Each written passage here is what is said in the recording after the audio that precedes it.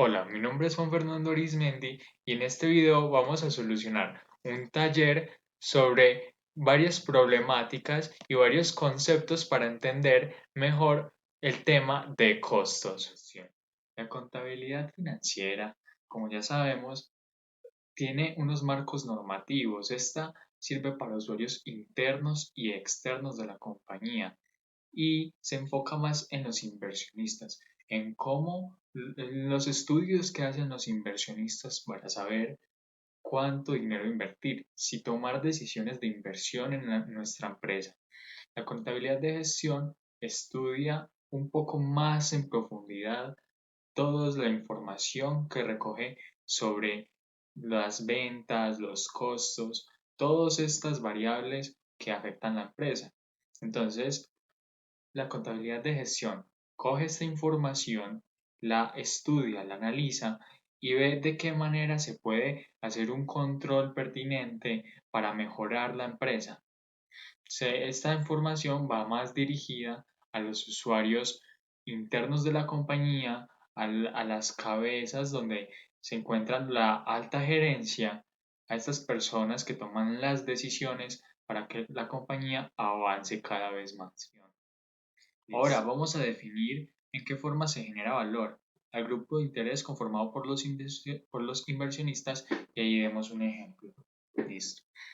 Entonces, la empresa tiene que tener un estado de resultados donde se llevan pues unos registros de ingresos y de gastos en la empresa.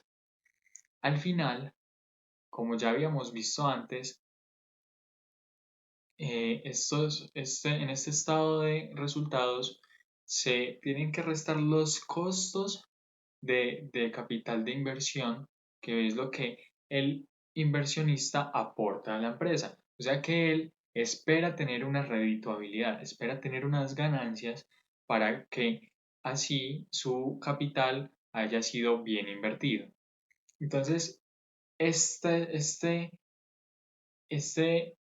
último costo se tiene que librar de una manera óptima. Entonces, el inversionista estudia, mira que los resultados de la empresa, las utilidades de la empresa cubran todos los gastos, todos los costos y le devuelvan a él ese costo de inversión donde se aplica el riesgo de inversión y cuánto invirtió el inversionista. Y esto, si tenemos números positivos, si tenemos una buena empresa rentable, con solidez y liquidez, estos números nos deberían dar un valor económico agregado, por sus siglas en inglés EVA. Ahora vamos a ver cómo gestionar correctamente los costos o los gastos de una empresa en un 1% pueden influir de una manera impresionante. Entonces, para eso tenemos el siguiente ejemplo. Listo. Entonces tenemos un balance general. Aquí en el balance general podemos encontrar unos ingresos, unos gastos que nos da una utilidad. Y a esto le mermamos o le restamos el costo de capital, que si nos da positivo, obtendremos el EVA, que es valor económico agregado. Listo. Entonces, los inversionistas, cuando invierten su dinero en nuestra empresa, este dinero tiene un factor de riesgo. Significa que este dinero está corriendo una probabilidad de pérdida, de que este dinero se pierda, se haya mal invertido.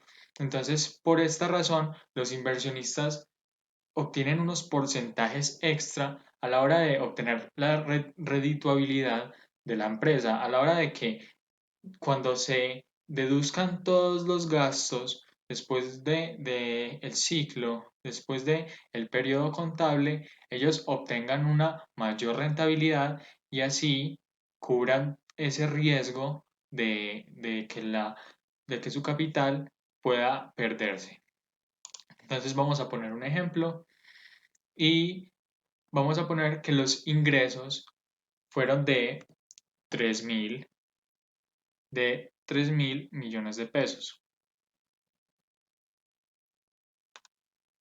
Listo. Luego vamos a suponer que los gastos constaron de que ese 100% de ingresos constaron del 93%,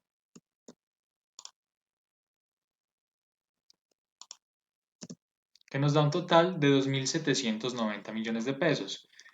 Si a esos 3.000 millones de pesos le restamos esos 2.790 millones de pesos, tendremos un total de 210 millones de pesos.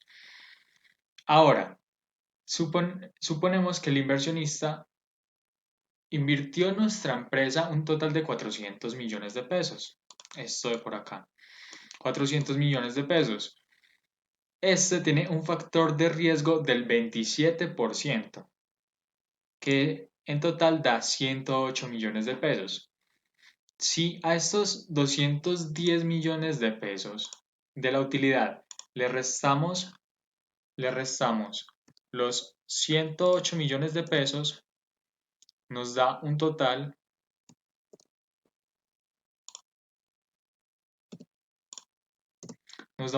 de 102 millones de pesos. Eso significa que obtuvimos un valor económico agregado muy alto.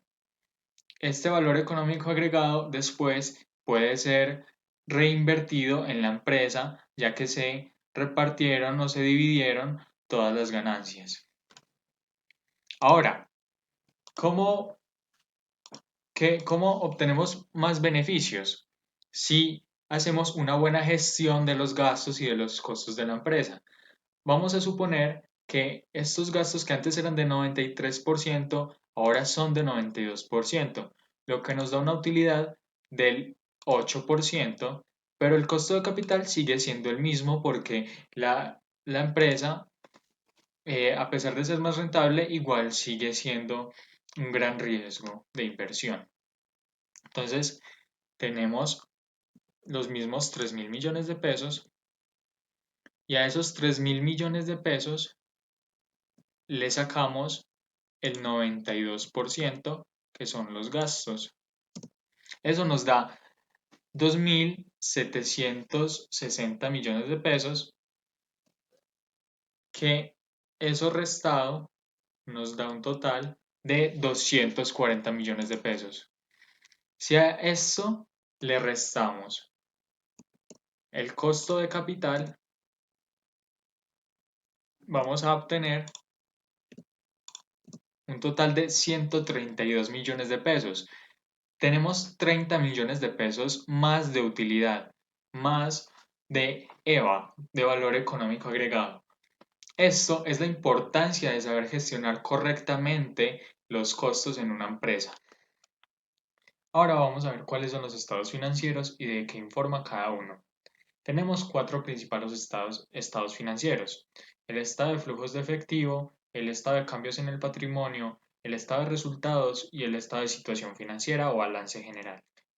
El estado de cambios en el patrimonio muestra las variaciones en las entradas y las salidas de las actividades que realiza la empresa al inicio del periodo y al final de este. Luego tenemos el estado de flujos de efectivo.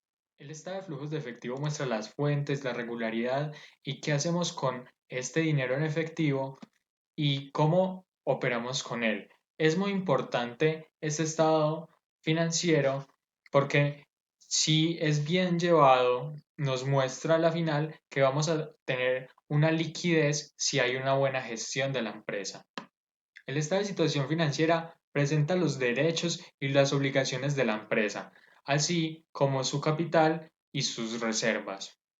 Este se divide en tres partes: en activo, pasivo y patrimonio. Activo es el dinero en efectivo o dinero que tenemos en el banco o invertido en los bienes. El pasivo son las deudas de la empresa, sea con bancos, con fuentes de financiación u otros.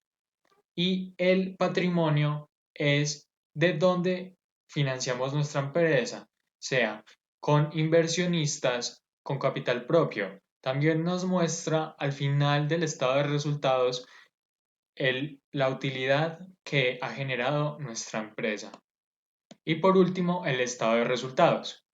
Este compara los ingresos de la empresa con los costes de la misma y muestra si hay beneficios para pagar al final los dividendos a los inversionistas si es una entidad con ánimo de lucro.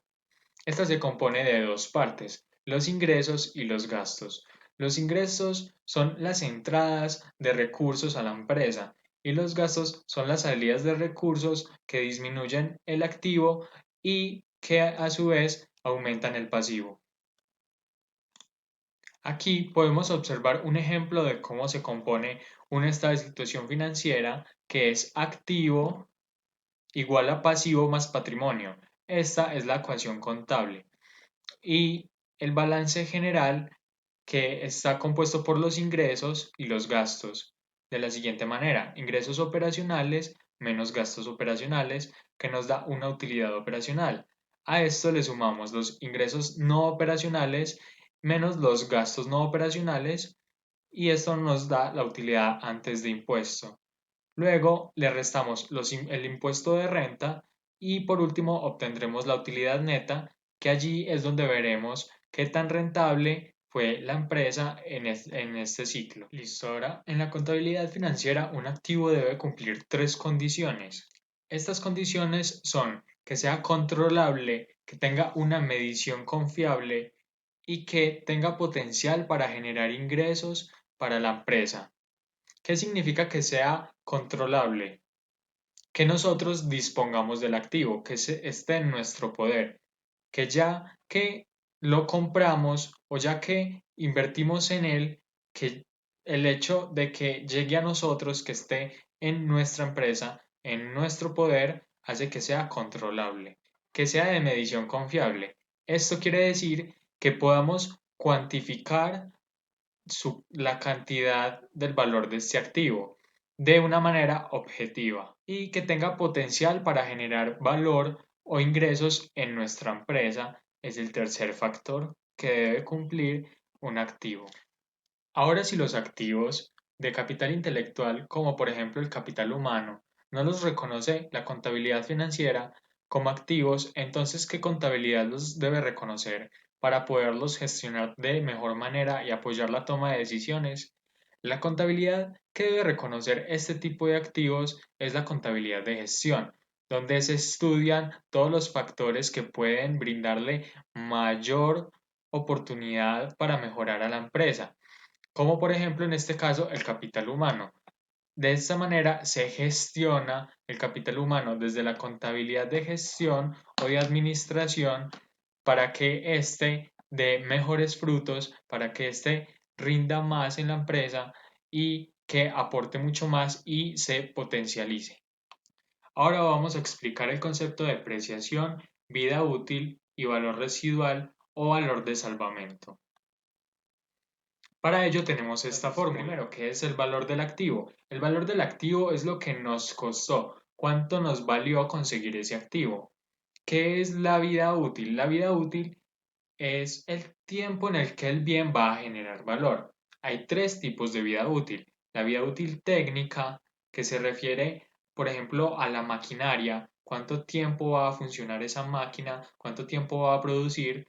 La vida útil económica, que es el tiempo en que el bien puede generar valor, y la vida útil legal, que lo establece una serie de reglamentos dictadas por un Estado o por una entidad con autoridad. Esto nos lleva al valor de salvamento. ¿Qué es el valor de salvamento? Es cuánto vale este activo después de su vida útil. Esta es la fórmula de depreciación. ¿Se puede decir que la depreciación es un desembolso de efectivo? No, la depreciación no es un desembolso de efectivo. ¿Por qué? Como vimos hace un momento, la depreciación es una reducción constante del valor del activo, lo que significa que éste no se representa inmediatamente en dinero en efectivo, sino que después de un plazo de tiempo, después de que se cumple esta vida útil, este activo va a tener un valor distinto, lo que significa que el activo no va a constar de un desembolso de efectivo en la caja. Y ahora, ¿cuál es la diferencia entre el método de depreciación por línea recta y el método de unidades producidas, que sería kilómetros recorridos a comparación de horas trabajadas? Listo. Lo que plantea el método de depreciación por línea recta es que la vida útil se plantea en tiempo. Entonces, cada vez que transcurre más tiempo, más bajo va a ser el valor del activo. Mientras que el método de unidades producidas dice que el activo tiene un tope de unidades producidas. ¿Cómo así? Cuando este activo, mientras más va produciendo, menor va siendo su valor y así se va depreciando. ¿Cómo se pueden clasificar las empresas según su actividad económica? Las empresas se pueden clasificar en tres, en empresas de servicios, comerciales e industriales. Las empresas de servicios se dedican a ofrecer valor al cliente mediante productos intangibles, productos que no se pueden tocar, como por ejemplo una escuela, una academia, unas consultorías, una asesoría, el servicio de la salud, eso como una empresa de servicios. Ahora, una empresa comercial. ¿A qué se dedica una empresa comercial? Las empresas comerciales son las que se dedican a la compra y venta de productos, sea de materias primas o productos ya terminados. Por ejemplo, tenemos los supermercados o una tienda de ropa donde ya ellos compran pero no manufacturan. Las empresas industriales, que es la tercera clasificación, estas empresas sí manufacturan sus productos, convierten estos productos, los extraen, los convierten, los transforman y más tarde los venden. Por ejemplo, una constructora o una empresa industrializadora de alimentos. ¿De qué forma se deben de valorar los inventarios en el caso de que la producción de sus activos sea biológica? La valoración de los inventarios de los activos biológicos se dan según el valor de mercado, o sea, que el mercado establece en qué precio se encuentra ese producto biológico en el momento actual. Por ejemplo, si tenemos un ganado de vacas y pasa un año, al año siguiente el mercado estará diciendo cuánto vale cada cabeza de ganado para la venta. ¿En qué casos se debe utilizar el método de valoración de inventarios de identificación específica? Este método de valoración es una forma de valorar los inventarios de mercancías de las empresas, calculando el costo, determinando su nivel de utilidad y fijando la producción con respecto al nivel de ventas. Este método es utilizado en las empresas cuyo inventario consta de mercancías iguales, pero cada una de ellas se distingue de los demás por sus características individuales de número, marca o referencia y un costo determinado. ¿En qué casos es recomendable para una empresa utilizar el método de valoración PEPS? Este método consiste básicamente en darle salida al inventario a aquellos productos que se adquirieron primero, por lo que en los inventarios quedarán aquellos productos que se compraron más recientemente. PEPS significa primeros en entrar, primeros en salir, y este método es mejor aplicarlo cuando los productos que se adquieren son productos perecederos. Por ende, si se adquieren, los primeros en adquirirse tienen que salir primero para que no vayan a perderse estando en el inventario. Ahora vamos a ver qué se entiende por contabilidad de costos según el texto de Ramírez Padilla. La contabilidad de costos es un sistema de información que clasifica acumula, controla y asigna los costos de una manera determinada en actividades, procesos y productos y con ello facilita la toma de decisiones de la empresa, la planeación a futuro y el control administrativo. O sea que se apoya mucho en la contabilidad de gestión.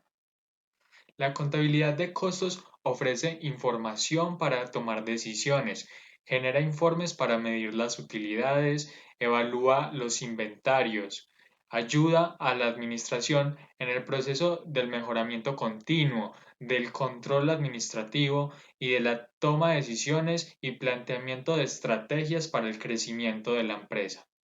¿Cuáles son los elementos del costo de un producto o servicio?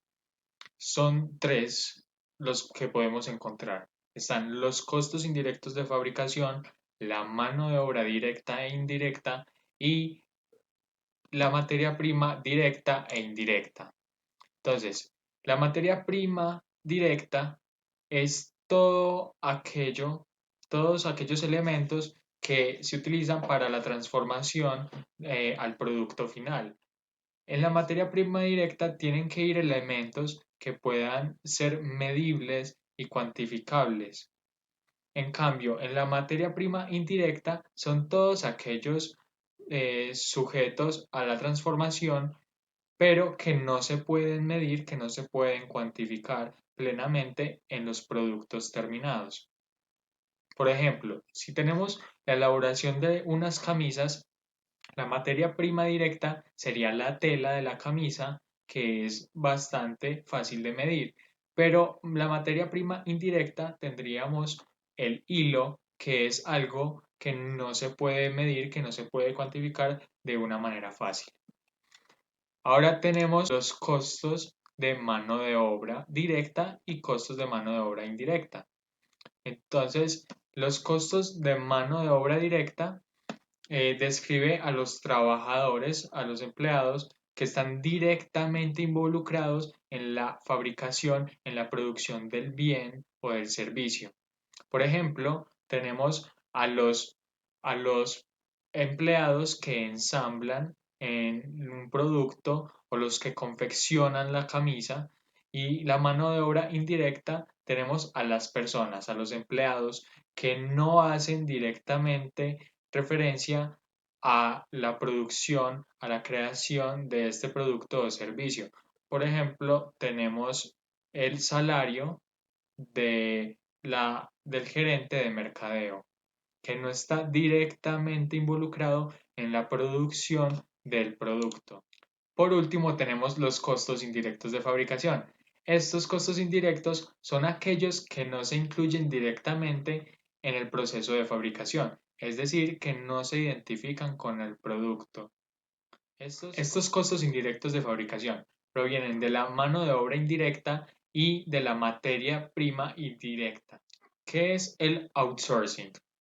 El outsourcing se refiere a la tercerización más comúnmente conocida, o subcontratación o externalización de algunos servicios que nuestra empresa no puede producir o que es mejor que no produzca y así reduciremos gastos, los costos o tendremos una serie de beneficios que nos puede brindar el hecho de tercerizar estas actividades. Algunas razones por las que se puede hacer outsourcing serían como permite reducir los costos de fabricación y de equipo, coloca más recursos humanos y tecnología a disposición de nuestra empresa, da posibilidad a la empresa para responder o para adaptarse a los cambios de negocio bruscos, también puede hacerla más competitiva. Y por último, permitiría que nuestra empresa se enfocara en las áreas clave de nuestro negocio, en nuestros puntos fuertes para ser mejores y tener una eficacia operacional mucho más alta que nuestros competidores. ¿Qué relación hay entre los costos y el ciclo PHVA? El ciclo PHVA hace referencia a planificar, hacer, verificar y actuar. Estos cuatro pasos conforman la fórmula de PHVA. ¿Cómo podemos llevar esto a los costos? Los costos los tenemos que analizar para darnos cuenta cómo se está gestionando todo en nuestra empresa. Entonces, luego hay que implementar unos cambios necesarios. Hay que desarrollar una estrategia para que así se puedan gestionar de la manera adecuada y reducir los costos lo menor posible. Más tarde podemos verificar, como dice en el ciclo, y vamos a llevar un periodo de prueba para medir y valorar cómo ha sido de efectiva esta nueva estrategia, esta nueva gestión que hemos hecho con nuestros costos. Y por último, realizar correcciones y modificaciones necesarias para que nuestros costos estén gestionados de la manera más eficiente y así nuestra empresa tenga un crecimiento exponencial. Listo, vamos a explicar qué es un costo activo, qué es un costo gasto y qué es un costo pérdida. El costo activo existe cuando se incurre en un costo cuyo potencial de ingresos es más amplio, va más allá del potencial de un periodo. ¿Cómo así? ¿Qué quiere decir esto? Que este costo, cuando incurrimos en él, tiene potencial, tiene capacidad para que genere ingresos más allá de un año. Por ejemplo, la maquinaria o un edificio.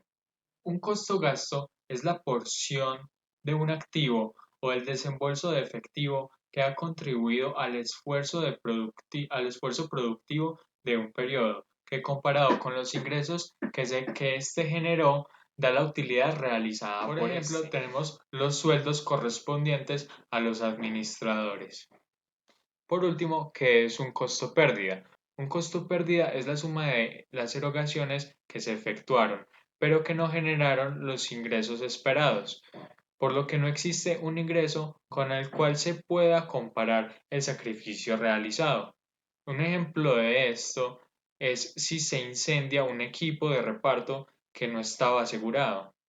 Ya por último, para finalizar, entendamos cuál es la importancia de la medición y el control de los costos en una organización. Las organizaciones son sistemas muy complejos, están estructurados por departamentos y estos necesitan tener una correcta administración para que ésta pueda progresar y tener una coherencia y una conexión entre todas sus partes.